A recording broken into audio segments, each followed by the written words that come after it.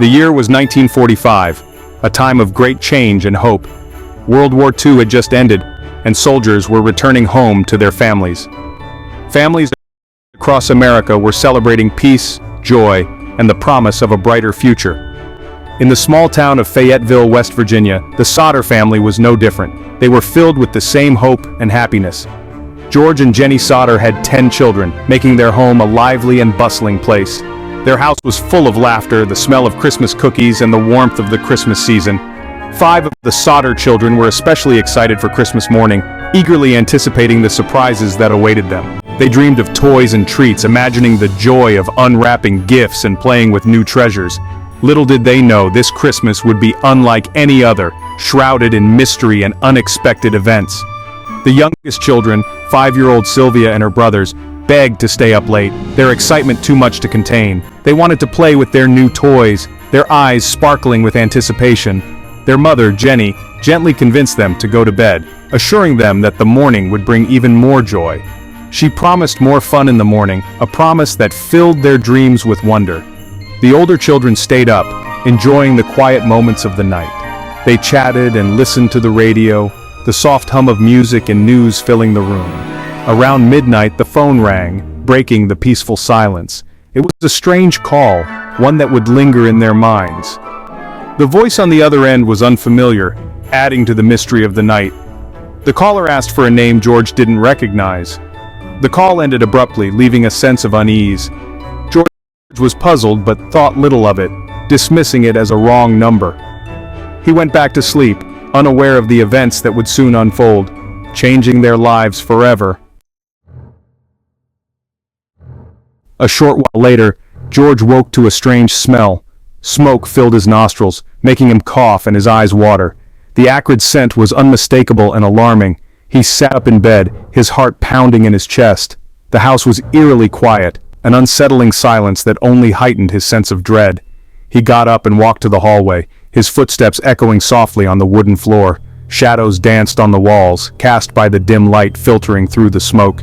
He saw flickering flames under his office door, the light casting an ominous glow. The fire was already spreading, and he knew there was no time to waste. The smell of smoke was overwhelming, stinging his throat and eyes.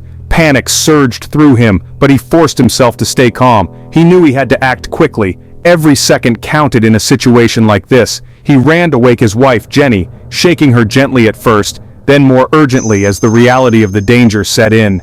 They stumbled out of bed and into the hallway, the smoke thickening around them. Their movements were frantic, driven by fear and adrenaline. The fire was spreading rapidly, consuming everything in its path. The heat was intense, and the crackling of the flames was deafening. Thick smoke filled the air, making it hard to see and even harder to breathe. They had to move quickly to avoid being overcome by the fumes. George and Jenny rushed to wake their children, their minds racing with fear for their safety. They screamed their names, their voices hoarse with fear and urgency. The sound of their shouts echoed through the smoke-filled house. The older children, Marion and John, emerged from their rooms, coughing and choking on the thick smoke. Their eyes were wide with fear, but they were determined to escape. George guided them outside to safety, his heart pounding with relief as they reached the fresh air. But his relief was short-lived.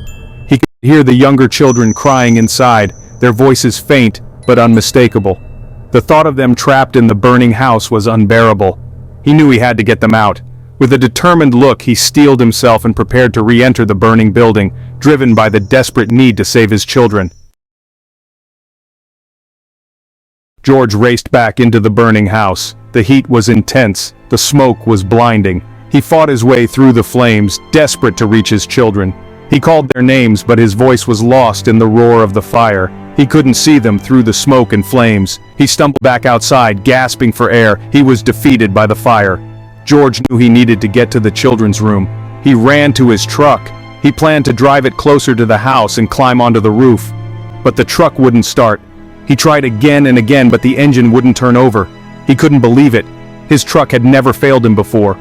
He felt helpless and desperate.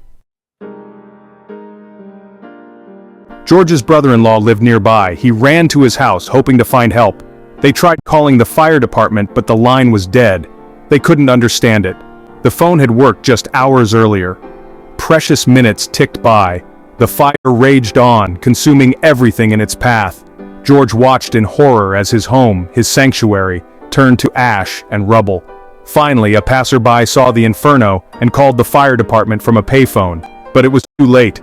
By the time the fire trucks arrived, the house was a smoldering ruin. The firefighters could do nothing but try to extinguish the remaining embers.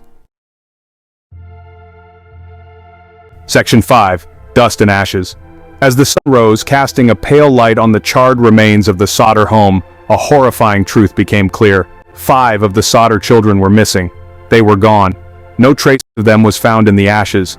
The fire had burned hot, but not hot enough to completely destroy human remains. The Sodders were devastated. They clung to a sliver of hope. Maybe their children had escaped the fire. Maybe they were lost and confused. The police and fire department conducted a search. They scoured the woods in nearby areas. They dragged the river, but their efforts were in vain. The missing Sodder children had vanished without a trace. Their disappearance was a mystery that no one could explain. Section 6. Whispers in the Wind. In the aftermath of the fire, strange details emerged. Neighbors reported seeing a strange car parked near the Sodder home on the night of the fire. Some witnesses claimed they saw the Sodder children in a passing car. Others said they had received Christmas cards from the missing children, sent from a location far away.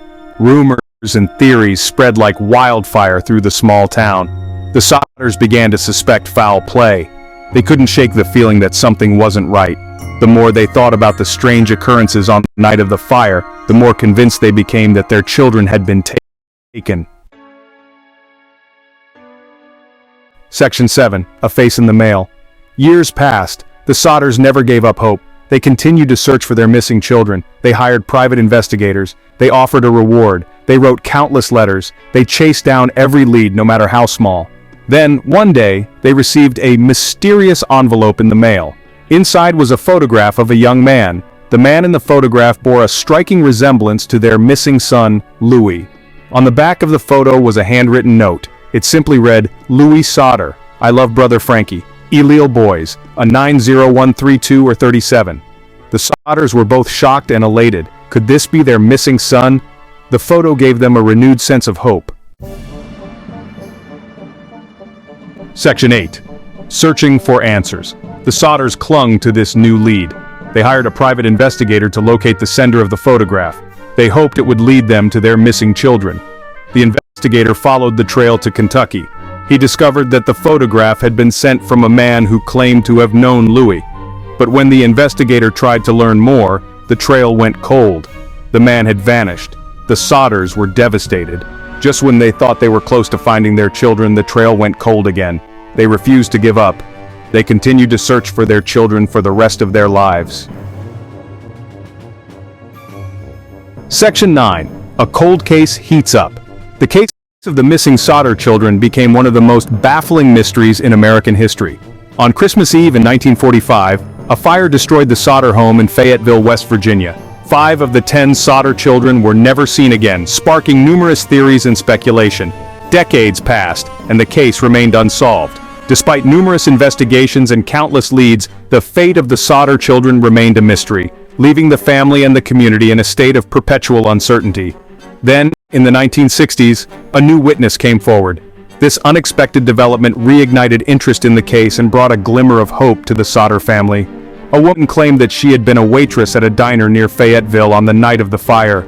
She vividly remembered the events of that night as if they had happened just yesterday. She said she had served breakfast to 5 children who matched the description of the missing Sodder siblings. The children appeared anxious and out of place, as if they were aware of the gravity of their situation. The woman said that the children were accompanied by 2 men and a woman who spoke in broken English. The adults seemed nervous and kept a close watch on the children, adding to the waitress's suspicions. She also said that she remembered one of the children paying with a bill that seemed to be brand new. This detail stood out to her, as new currency was rare at the time, especially in such a rural area. This new information breathed life into the Sodder case. Investigators began to re-examine old evidence and follow up on new leads, hoping to finally uncover the truth. Could it be that the Sodder children had been kidnapped?